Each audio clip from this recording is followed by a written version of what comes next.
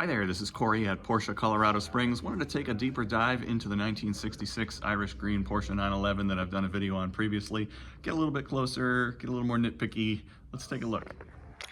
All right, let's take a closer look. I'm gonna do a quick walk around on the car again. In case you didn't watch my other video, that's totally fine. I think only a couple hundred people did, so. But as I say in that video, it is a driver quality example. It is unrestored. From a cosmetic standpoint, we wanted to keep it as original as possible, and I'm kind of glad they did that. You know, most of these cars get over restored. You spend a couple $100,000 or whatever making it look perfect, and then you don't want to drive it. This one I would feel pretty good about driving, actually. So not to say that it's rough by any stretch of the imagination, but honest condition. So starting at the front of the car, if we look closely, you can see, and again, I don't know if this is all original paint. I can't prove it is or it isn't. I suppose we could meter it. That would be clever. But anyway, yeah, single stage paint. We did polish it out as much as we could. It looks pretty darn good for the most part. Lots of touched up rock chips in the front. Would kind of expect that. There is, where did I see? There's like a little, there's an indentation somewhere in this hood. Oh yeah. I don't know if the camera's gonna get it, but like right about there. A little bit of a divot there. There's the emblem. We've got some plenty of rock chips up here. This is where I assume a front license plate was mounted. Got some really cool Hella fog lamps with chrome housings. Look underneath. It's the front member, I think we call it. The pan. All our suspension components. I think the tires are, well, we wouldn't sell you a car that needs tires due to age, so just understand that. I see a little bit of wetness on the floor, and I'm gonna have to assume that's coming from this car. Full disclosure, they all drip a little bit at this age, I feel like. If any of the other cars in the showroom are anything to say about it. Do we have date codes on these tires? Oh, well, actually, maybe it does. So we've got 2012 on these. So that might be something we should have a conversation about, as far as if you do want to drive it regularly, or if you want it to sit somewhere. It's up to you.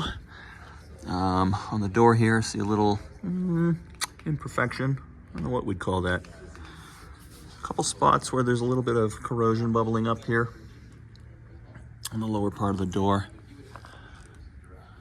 Door's overall in pretty good shape. Little mark there, another little mark there. Rear view mirror, what does that say? Made in Germany. That's cool. It looks like, I don't know if the windshield's original, but it looks pretty old. Got some sort of marking or decal on there. Let me open up these doors. I'm gonna continue moving around the car, but I wanna show you, obviously these areas can be subject to corrosion. So looking down here, I see some marks, but not rust. You know, some touched up chips and whatnot down here. Pretty normal stuff. There's our door jams. Oh, get underneath here. So this is, okay, yeah, this is, I knew there was some corrosion on the car. I couldn't remember where. So right here, and we've got a few little, I'm not trying to downplay it. There's a rust hole there in this area. But I would say, given the way so many of these cars fared over time, that's not too terrible in my opinion. I think with the carpet here, I'm not going to be able to show you. Yeah, there's rubber, all rubber under there, but we'll get underneath it. And we can see the floors.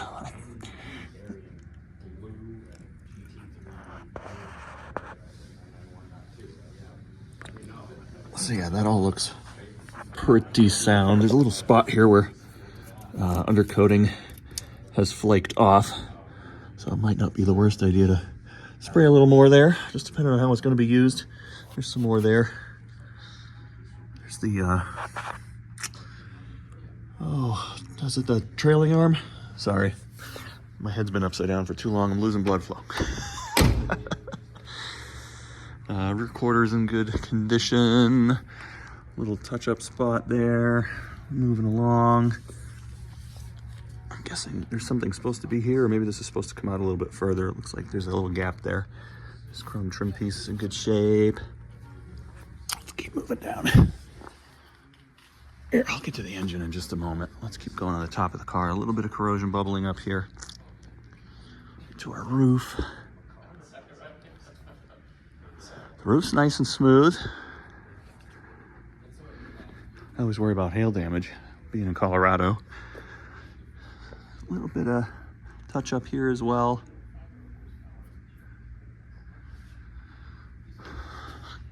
Let's see. Looks to me like all the, I think that glass is original. I don't know these cars tremendously well, but it looks like all the logos match. On this quarter panel, there's it almost looks like something might have bonked it from the inside out. Maybe I'm imagining that, but there is that spot there on the quarter panel. There's some scratches down here on the bumper. Here and here. Sorry, my hand's a little shaky, it looks like. That same chrome trim piece over here, looking pretty good. I'm gonna keep moving along. There's a couple little touch-up spots on this door.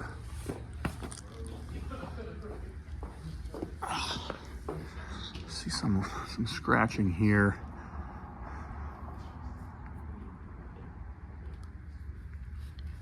Open up this door. This door I don't think had the same corrosion that the drivers did. Whoops, here, let me squeeze over. There's the inner door jamb. Again, a couple of bits were paint chipped, and a few down here, but no corrosion. Get to the underside of the door here. Looks like they probably have some tape holding something underneath there. Maybe some sound insulation, I don't know. But yeah, no rust holes on that one.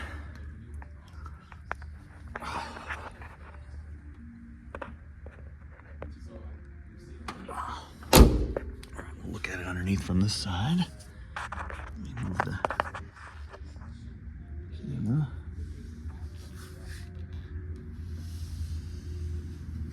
See, it's all pretty tidy from what I can tell. And again, on the inside of the edge of the wheel arch, we've got some stone chips. Wheel arches all look to be in pretty good shape. Same kind of deal on this side of the bumper. There's from, over time, I guess this rubs, this trim piece here. Oops, sorry, let me actually get the camera on it. So we can see there's some corrosion marks there. Yeah, some of this rubber trim is original, but still there. A couple little spots of imperfections there. And I see a bit of a mark here. So that is a walk around, at least of the exterior. Oop, see, I'm getting picky here. A little ding. That could probably be fixed with paintless dent repair. We just haven't done it. Yeah, the windshield has quite a bit of sand pitting. It could be, I don't know about original, but it's probably an old windshield. It's probably a very old windshield. It's the same logo on the glass. Here, let me roll up the side windows. I don't know if this is important to you, but just see if those logos match as well. Yep, on the passengers. We'll go check the drivers. Oh, did I not touch on this? There's a little corrosion on that side as well. I pointed out on the left side, but there's a little on the right side. Let me roll this window up.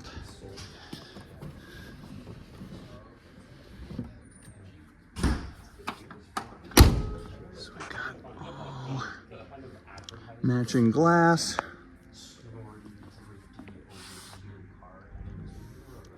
Open the engine compartment. Now in the other video I shot, I stated that it was a 2.7 liter engine. Oh, this emblem is lifting a little bit. It's not about to come out, but it is lifting slightly. I mentioned that this is so it's originally a 2-liter engine. I believe it's the original engine, but I believe it's been increased to, I don't have it in front of me, either 2.4 or 2.7 liters, so I'll get clarification on that. But as the Weber downdraft carburetors.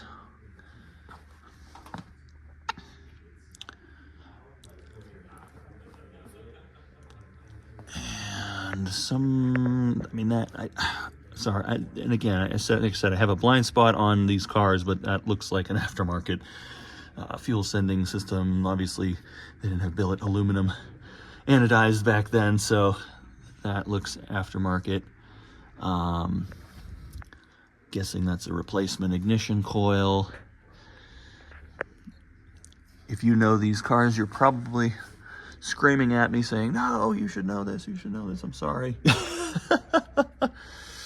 But we try to use all OEM parts when we do our work, so I'm assuming that doesn't have much to do with us.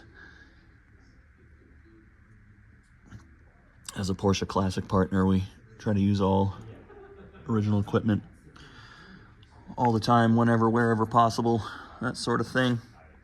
There's all of the decals. That's pretty cool to see all that. Still in 3 different languages.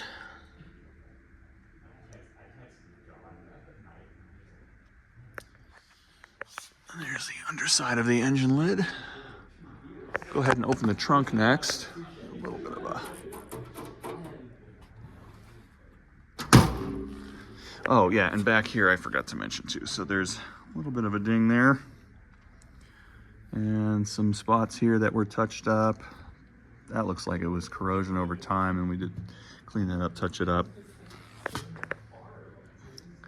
The muffler looks new, I can tell you that. Oh, and I didn't get under the engine, so that's right, we were gonna do that. New Bilsteins under there.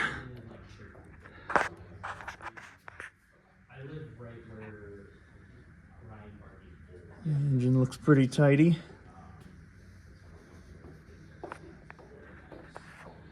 And these look like they've been cleaned up and painted as well. There's probably a little more corrosion on it at one point.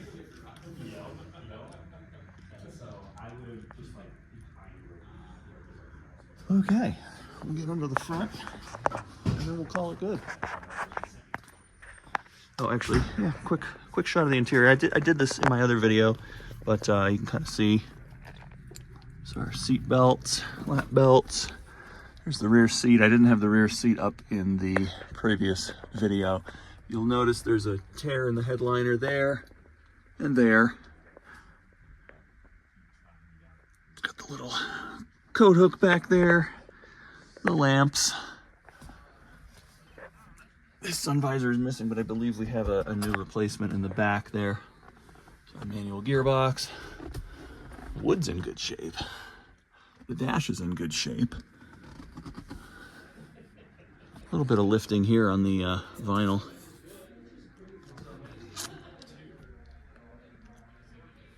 Go ahead and open that. Pull it open. Oh, there's our ashtray. Okay. Okay, had a slight interruption there, but let's open the fuel door. Let's open the hood.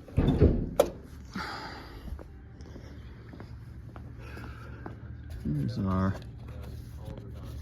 little rubber flap there, our gas cap. Close that back up. Whoops. Bear with me. Make sure that's latched. And we'll open the hood. Ah, that's nice. Looks like we put new struts in it. Okay, I have no idea what I'm looking at in front here. I apologize. This carpeting looks to be original. Yeah, to be honest with you, it's a little tatty looking. But it's all there. Probably could be re-glued. I'm guessing it was glued at one point. looking under here. That has something to do with the heating system, I believe. Redid some wiring clearly in there. Pull this off. It's the fuel neck, filler neck, and newer battery. I normally keep this on a battery tender. That's what the cable is for. Whoops. Let me zoom out here. It was zoomed out. Spare tire, also from 2012, so it matches the other ones on the car. Looks like we got it's got a Porsche part number on it. I don't know if that's a level sensor or what that is, but that's obviously fuel tank. This bottle, I'm going to assume, has been replaced at some point, as well as the pump behind it. Looks newer.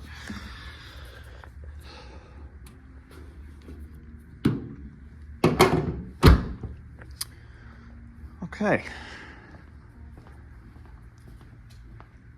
Hopefully this gives you a pretty good in-depth look at the car.